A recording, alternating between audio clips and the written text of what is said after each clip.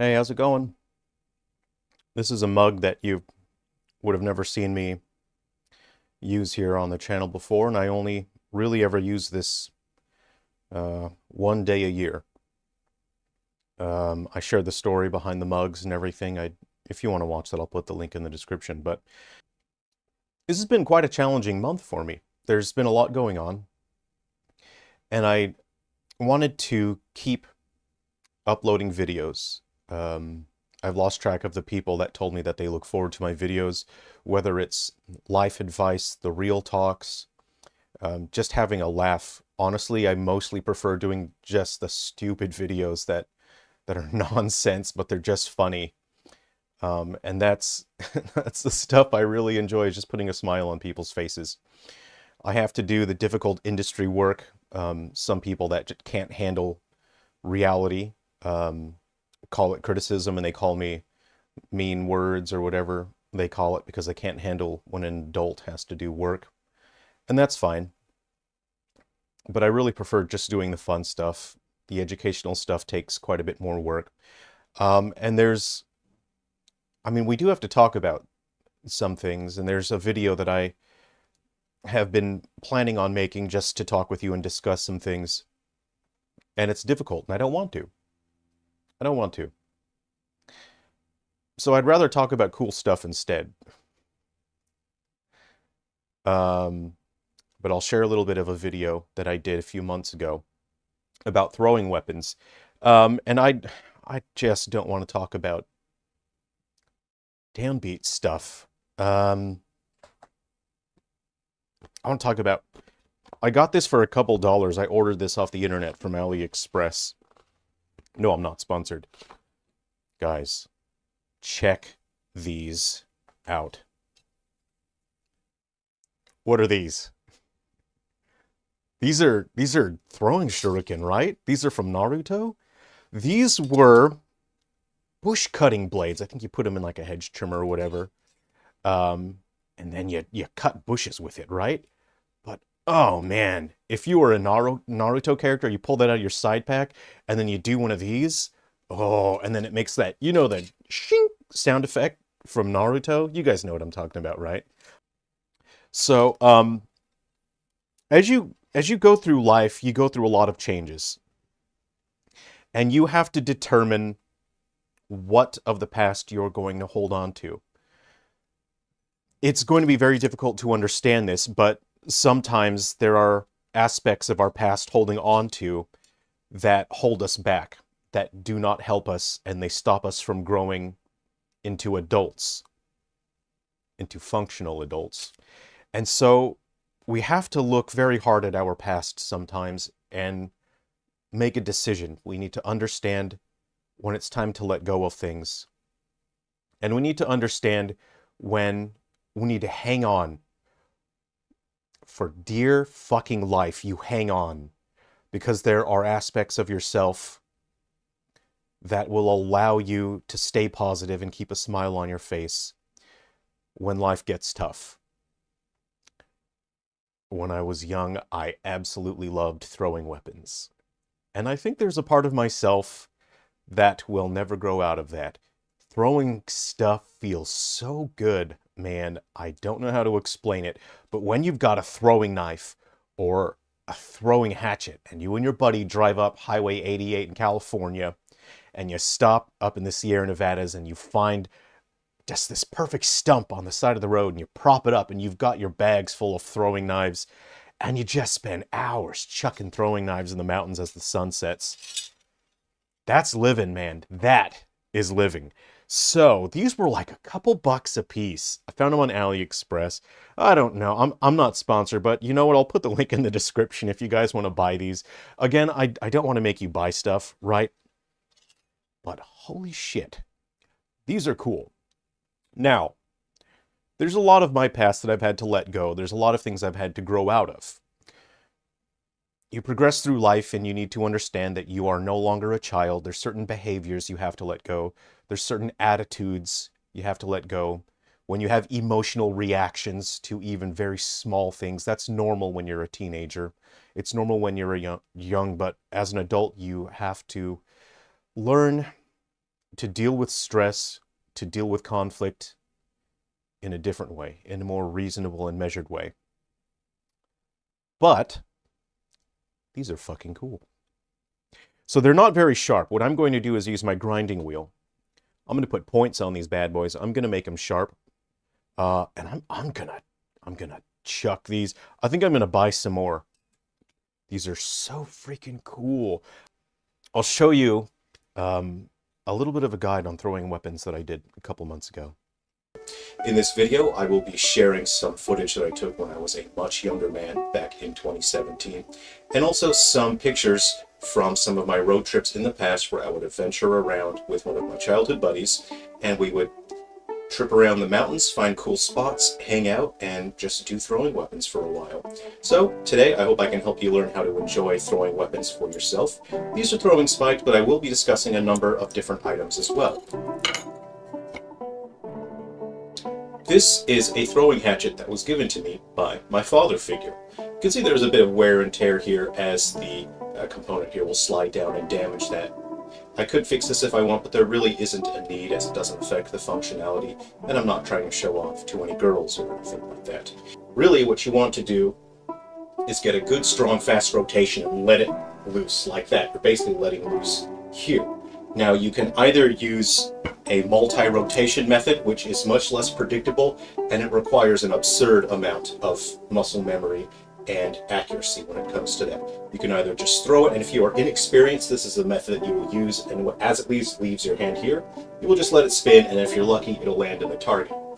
When you are more experienced when it comes to throwing weapons, what you'll do is a zero rotation method, and that means that as you achieve your rotation, you push down along the edge of the implement, and that actually counteracts the rotation which you impart. The rotation allows the implement to have force. You push down to counteract the rotation, and as it reaches a target, it lands thusly. With a throwing knife, you have an edge onto which you can place your finger. You can impart the counter-rotational force, but with a throwing spike, because it is round, the spike will actually slide off the side of your finger there. So, what I would recommend is this technique here, where you have two fingers. The throwing spike will rest in the groove between your fingers, and you can impart your counter-rotational force.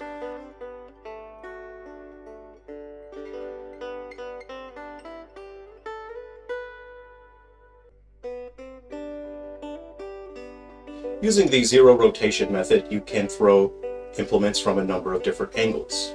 Over the shoulder thusly, under the arm thusly, and also to the side like this. You can see that if need be, you can use your thumb to impart your counter-rotational force, like so.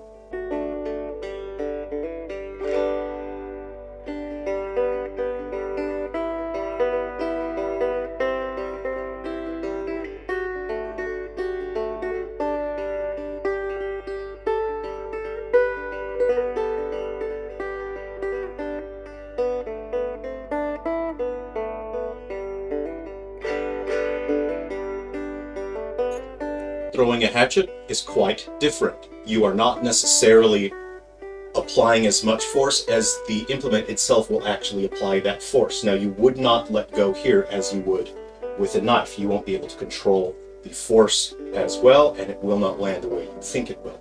What you want to do with a throwing hatchet is to release here. You want to get a nice big movement, and you release once this is perpendicular to the ground. You release here, and the implement will pull itself forward. Again, a much bigger rotation, and it will land in the target thusly.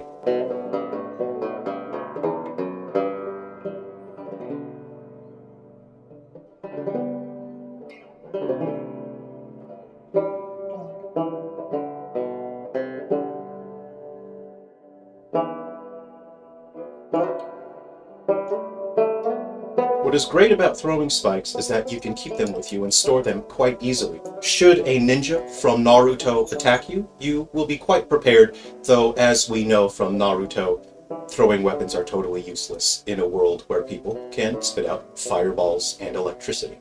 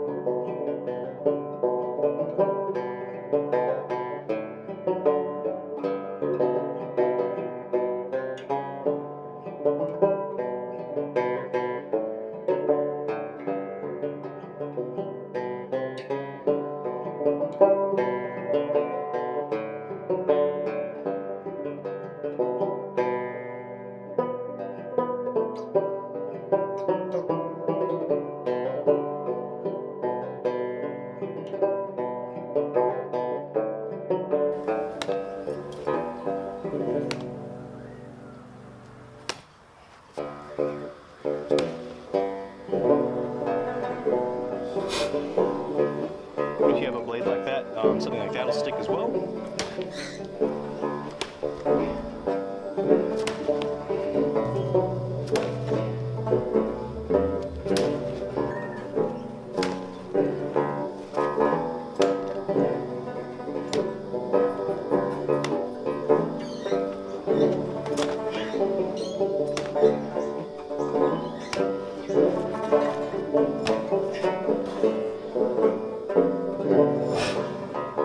All right, so I hope you enjoyed that. I hope you had fun.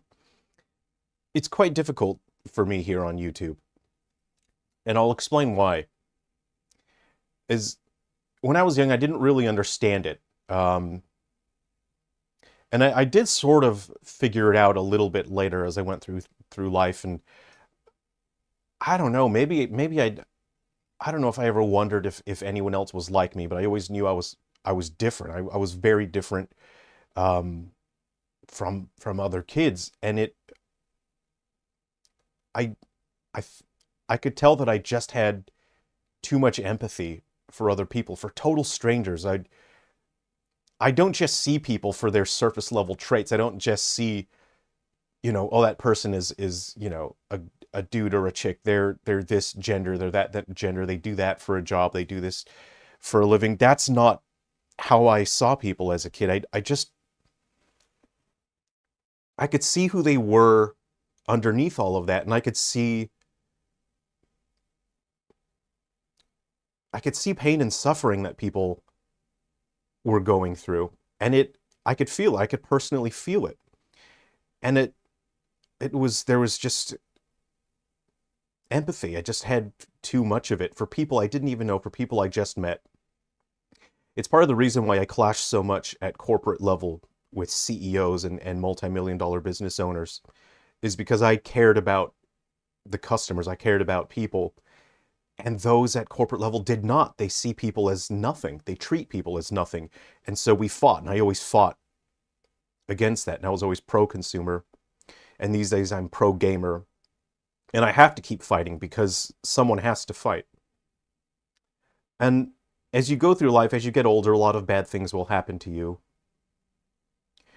And the vast majority of people become jaded. They become desensitized, and they just care less. They learn to care less about other people. They learn to care less about things.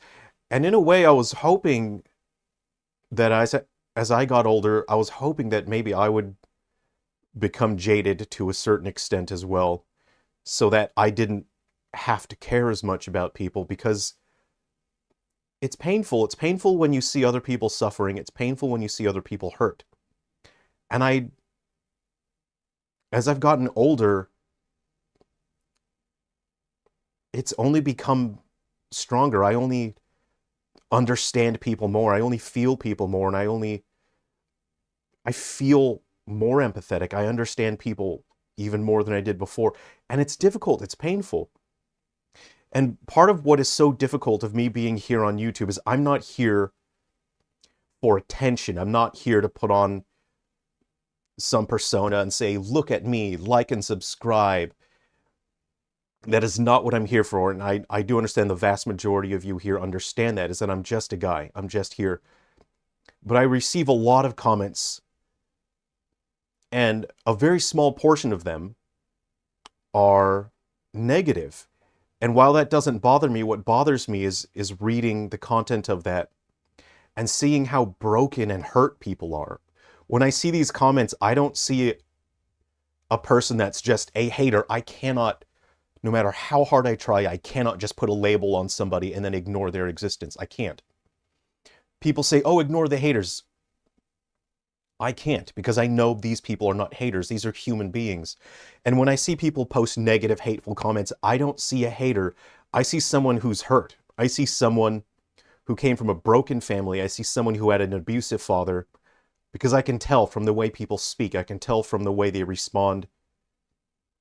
I can tell from what people say.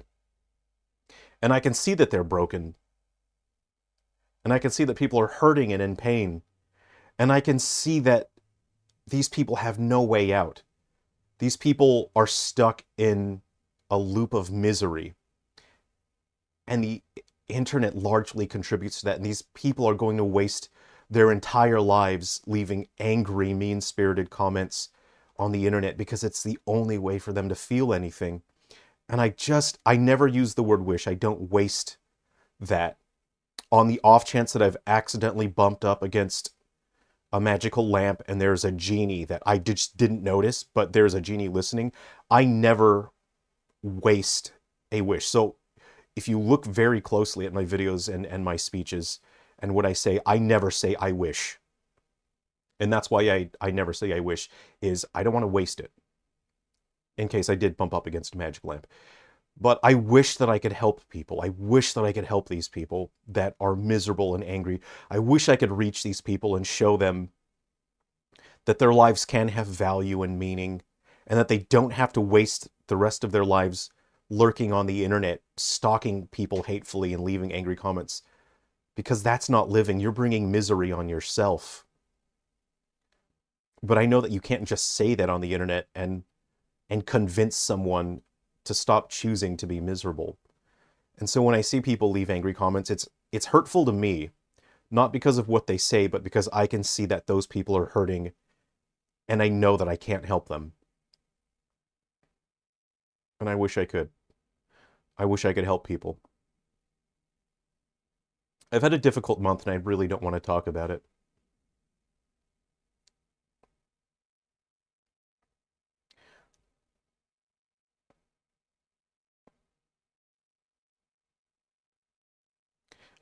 I'm going to put the link in the description if you guys want to get some cool... If you want some cool throwing weapons for pretty cheap. Again, I'm not sponsored, but this is a part of myself that I'm choosing to hang on to. Because it's rad as hell, man. Thanks for coming and hanging out with me today. Take care of yourselves. Be well. Remember, life is an adventure, so get out there and live. I'll see you.